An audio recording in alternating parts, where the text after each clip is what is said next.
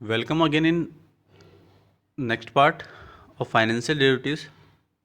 इस पार्ट के अंदर हम मॉड्यूल 8 कवर करने वाले हैं जो कि रिस्क एनालिसिस एंड मैनेजमेंट से रिलेटेड है। इसके अंदर हम लेक्चर 37 पढ़ेंगे जो risk management measurement and management framework से रिलेटेड है। सबसे पहले हम इसमें समझेंगे कि रिस्क की क्या मीनिंग है। Risk is a condition where there is a possibility of adverse deviation from a desired outcome that is expected or hoped for. Risk arises out of uncertainty. When risk is said to exist, there must always be at least two possible outcomes. If it is known for certain that a loss will occur, there is no risk, and at least one of the possible outcome is undesirable. इसका मतलब ये हुआ कि risk एक ऐसी condition है जहाँ एक डिजायर्ड आउटकम से एडवर्स डेविएशन की पॉसिबिलिटी है जो एक्सपेक्टेड है या इसके लिए होप की जाती है। अनसर्टेनिटी से रिस्क अराइज होता है। जब रिस्क को कहा जाता है तो हमेशा कम से कम दो पॉसिबल आउटकम्स होने चाहिए। यदि यह सर्टेन रूप से नॉन है कि लॉस होगा तो कोई रिस्क नहीं है और पॉसिबल आउटकम्स में से कम एक अनडिजायरेबल होता है। इसके बाद हम पढ़ रहे हैं types of risk in derivatives. सबसे पहले जो रिस्क होती है वो होती है systematic risk. Manifests itself when there is a large and complex organization of a financial position in the economy. Systematic risk is said to arise when the failure of one big player or of one clearing corporation somehow puts all other clearing corporation in the economy at risk. इसका मतलब ये हुआ कि economy में financial position का एक large और complex organisation होने पर खुद को मैनिफेस्ट करता है। सिस्टमेटिक रिस्क तब अराइज होता है जब एक बड़े प्लेयर या एक क्लियरिंग कॉरपोरेशन के फेल्योर किसी भी तरह इकोनॉमी में अदर सभी क्लियरिंग कॉरपोरेशन को रिस्क में डालती है। इसके बाद हम पढ़ रहे हैं credit risk. Credit risk is the possibility of the loss and the failure of the counter party to fully perform on its contractual obligation in a significant element of the galaxy of risk facing the derivatives dealer and the derivatives end user. There are different grades of credit risk.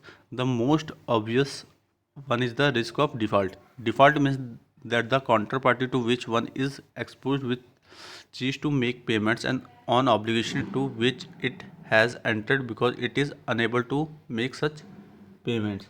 इसका मतलब ये हुआ कि credit risk contractual obligation पर पूरी तरह से perform करने के लिए काउंटर पार्टी के फेलियर में लॉस की पॉसिबिलिटी है।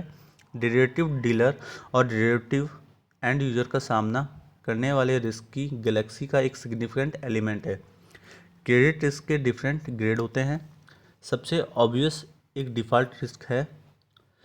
डिफ़ॉल्ट का मतलब है कि जिस काउंटर पार्टी को एक्सपोज्ड किया गया है वह ऑब्लिगेशन पर पेमेंट करने के लिए चीज़ करेगा जिसमें उसने एंटर किया है क्योंकि वह ऐसे पेमेंट करने में अनेबल है।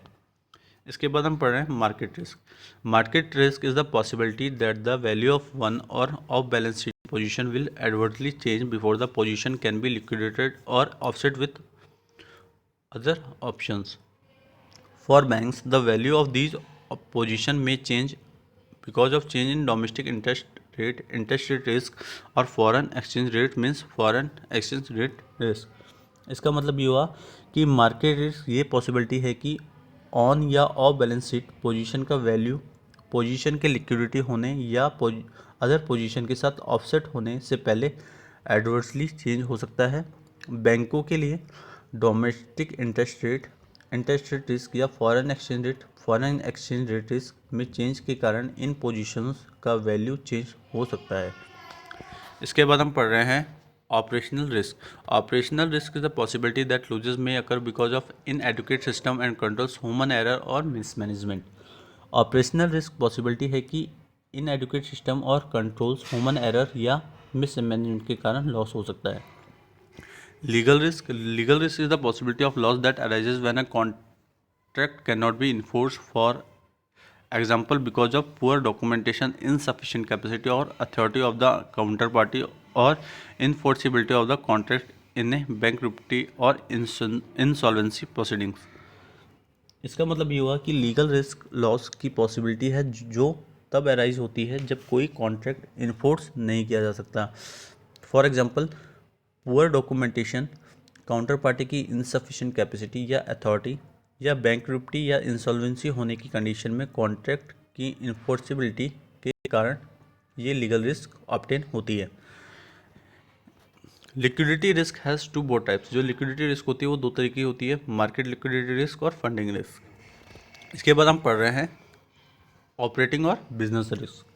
ऑपरेटिंग और business is the risk imposed on a business because of economic cycle and business cycle, and this risk affects all businesses in an industry. During an economic downturn, most people's wealth will decrease, resulting in a lower demand for goods and services provided by most companies. Conversely, a turnaround in the economy results in increased wealth and increased demand for for goods and services, and consequently increase sales and revenues. Operating या business एक business पर economic cycle और business cycles के कारण लगाया जाने वाला risk है, और ये रिस्क एक इंडस्ट्री में सभी बिजनेस को अफेक्ट करता है। इकोनॉमिक डाउनटर्न के ड्यूरिंग मोस्ट पीपल्स के वेल्थ में कमी आएगी, जिसके रिजल्टिंग मोस्ट कंपनीज द्वारा प्रोवाइड की जाने वाली गुड्स और सर्विस की लोअर डिमांड होगी। कन्वर्सली, इकोनॉमी में टर्न अराउंड से वेल्थ में इंक्रीज होती है, गुड्स और सर्विस की डिमांड में इंक्रीज होती है, और इसके रिजल्टिंग सेल्स और रेवेन्यू में भी इंक्रीज होता है। इसके बाद हम पढ़ रहे हैं event risk. Event risk occurs when an unforeseen event arises and affect both the revenue and the cash flow of A firm. For example, the OPEC cartel's oil price increase in 1973 precipitated changes in the way most companies operated. Another example is that of the Japanese auto manufacturer who gained a foothold in the American market with their small cars, a segment that American manufacturer had not explored. Event risk तब होता है जब एक unforeseen event arise होता है और एक firm के रेवेन्यू और कैश फ्लो दोनों को इफेक्ट करता है। इसको हम एग्जांपल से समझते हैं कि 1973 में ओपेक कार्टेल क्या है? एक पेट्रोलियम कॉरपोरेशन है।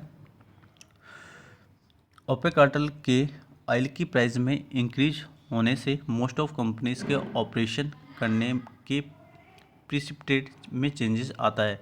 एक अनदर एग्जांपल हम ले सकते हैं कि जापानी ऑटो मैन्युफैक्चरर्स का है, जिन्होंने अपनी स्मॉल कार्स के साथ अमेरिकी मार्केट में एक मुकाम हासिल किया कि एक ऐसा सेगमेंट जो अमेरिकी मैन्युफैक्चर से नहीं एक्सप्लोर था।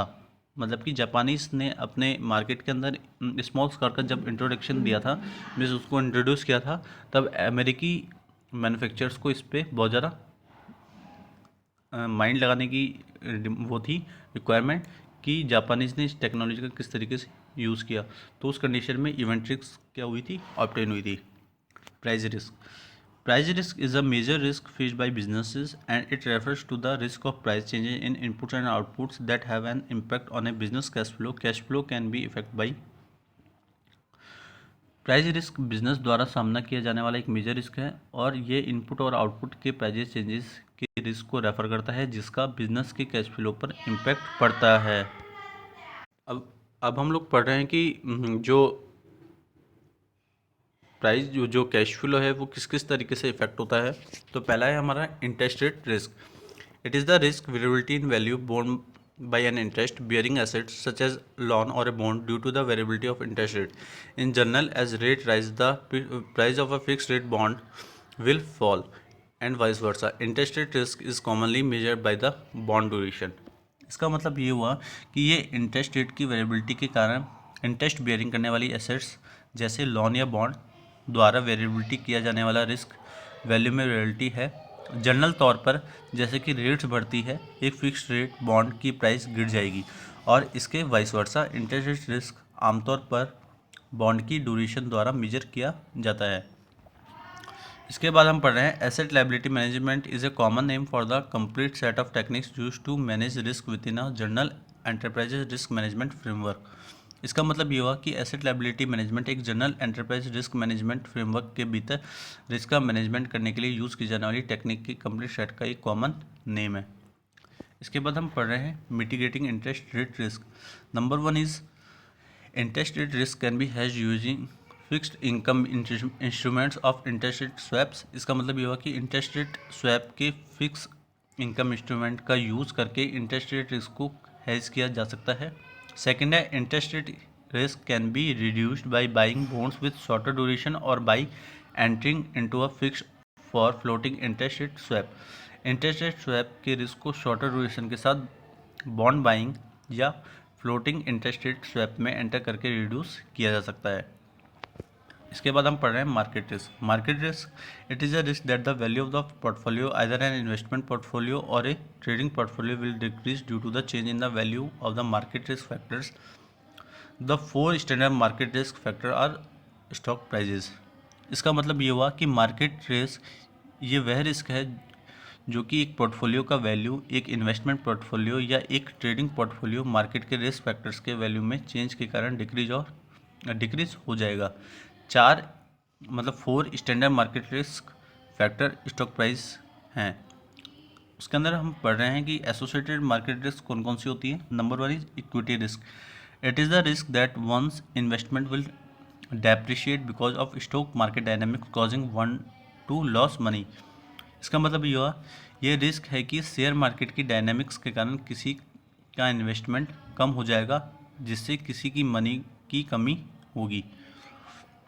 The measure of risk used in equity market is typically the standard division of A security price over a number of periods. The standard division will delineate the normal fluctuation one can expect in their particular security above and below the mean or average.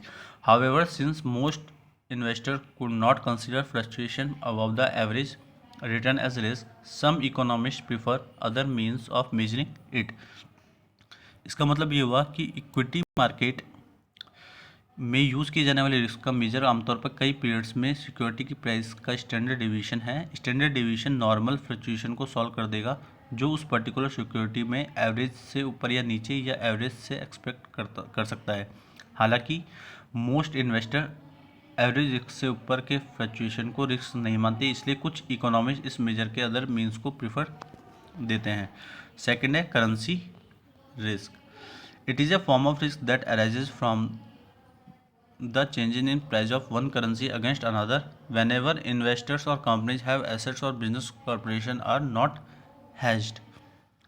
इसका मतलब ये हुआ ये risk का एक रूप है जो किसी अन्य के अगेंस्ट एक करेंसी की प्राइस में चेंज से फॉर्म होता है, मीन्स बनता है जब भी इन्वेस्टर या कंपनी के पास एसेट या बिजनेस का ऑपरेशन नहीं होता।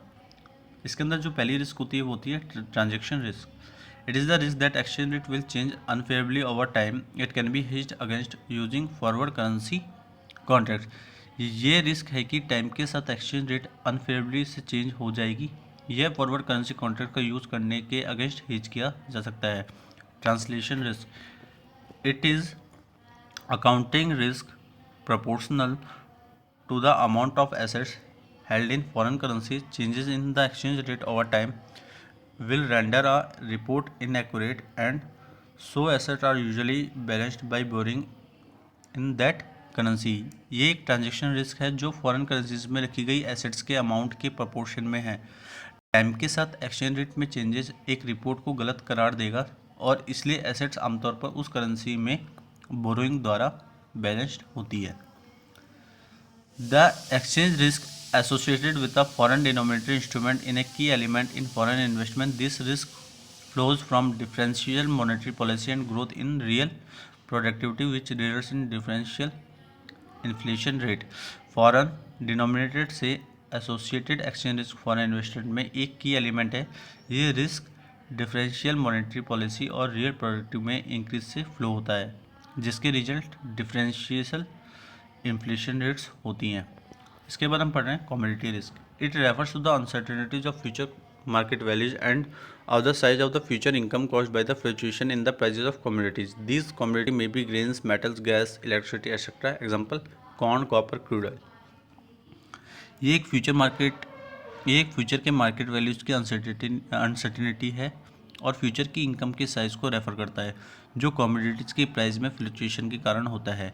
ये commodity grains, metals, gas, electricity etcetera होती हैं। अगर एग्जांपल के रूप में देखें तो कॉर्न, कॉपर, क्रूड ऑयल, ये सारे हमारे कमोडिटी डेरिवेटिव्स होते हैं। डिफ़ॉल्ट रिस्क और क्रेडिट रिस्क।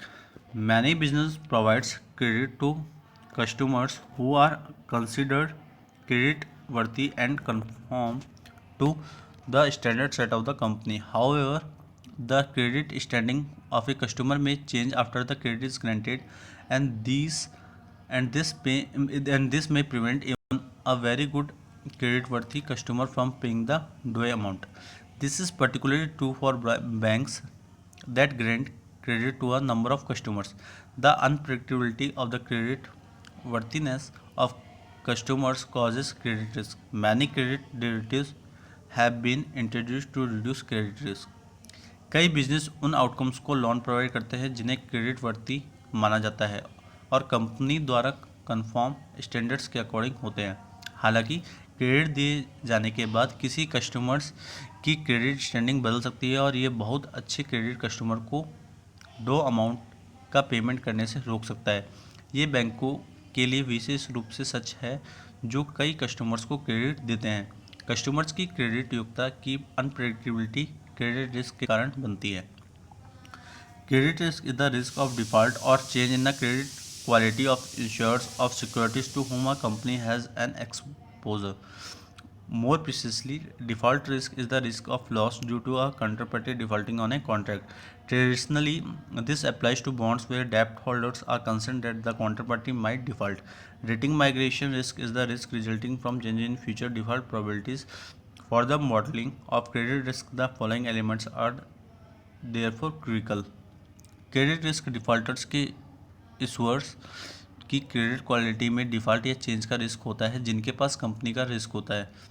मोर प्रिसाइसली, एक कॉन्ट्रैक्ट पर एक काउंटर पार्टी डिफ़ॉल्टिंग के कारण डिफ़ॉल्ट रिस्क लॉस का रिस्क लेती है। ट्रेडिशनली ये उन बॉन्डों पर अप्लाई होता है जहां डेब्ट होल्डर चिंतित होते हैं कि काउंटर पार्टी डिफ़ॉल्ट हो सकता है। रेटिंग माइग्रेशन रिस्क फ्यूचर की डिफ़ॉल्ट प्रोबेबिलिटीज़ में चेंजेस के रिजल्टिंग होने वाला रिस्क है। इसके अंदर जो पहली जो रिस्क है एलिमेंट है वो है default probabilities. It is the probability that the debtor will default on its obligation to repay its डेब्ट। ये संभावना है कि डेटर अपने लोन्स को चुकाने के लिए अपने ऑब्लिगेशन का डिफ़ॉल्ट होगा।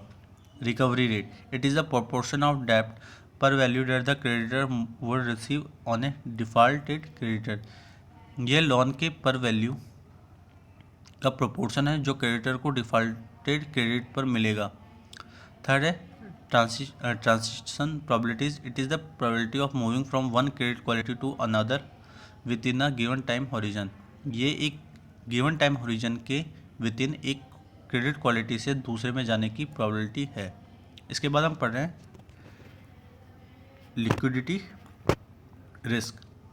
Liquidity risk means this refers to the possibility that the market for a security such as a bond or a stock might be illiquid, so that the holders of the security could have difficulty in selling their holding easily should they wish to do so at a fair price. ये इस possibility को refer करता है कि security के लिए market जैसे कि बॉन्ड या स्टॉक इलिक्विड हो सकता है ताकि सिक्योरिटी होल्डर्स को अपने होल्डिंग को आसानी से बेचने में डिफ़िकल्टी हो सकती है या उन्हें ऐसा करने की विश होनी चाहिए, मीन्स उसकी फेयर प्राइस। तो आज के जो इस लेक्चर के अंदर हमने बहुत चीज़ों को कवर किया है। लास्ट के इस लेक्चर के अंदर हमने रिस्क मैनेजमेंट फ्रेमवर्क पढ़ा है डेरिवेटिव्स मार्केट के अंदर। अब हमारा कुछ ही पार्ट रिमेनिंग रह रहा है। इसके बाद हमारी ये यूनिट जो लास्ट यूनिट है वो ख़त्म हो जाएगी और हमारे एफडी का कोर्स भी कंप्लीट हो जाएगा। तो आज के लिए इतना ही। Thank you so much and have a nice day.